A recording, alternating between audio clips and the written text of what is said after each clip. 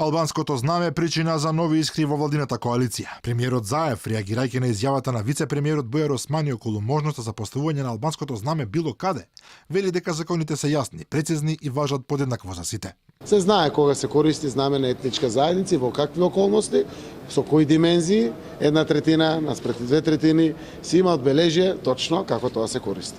Постојат закони, мислам, толку години зборување за знамето, како се користи, се научивме и треба да се научиме дека треба да се почитуваат законите комплетно. Предходно Османи, оправдувајќи го потегот на така наречените игралци од Косово кои постави албанско знаме на Самуиловата тврдина во Охрид, рече дека во тоа нема ништо спорно и порача дека албанското знаме може да се постави било каде бидејќи било дозволено со закон. Поставете го албанското знаме каде да посакате, нема да имате проблеми. По инцидентот со албанското знаме на Охридската тврдина, МВР го казни поставувачот со парична казна од 1100 евра. Игрорецот беше депортиран и има забрана за влез во Македонија во траење од 5 години. Тој пак тврдеше дека Охрид е албански град и ова секогаш ќе биде албанска територија.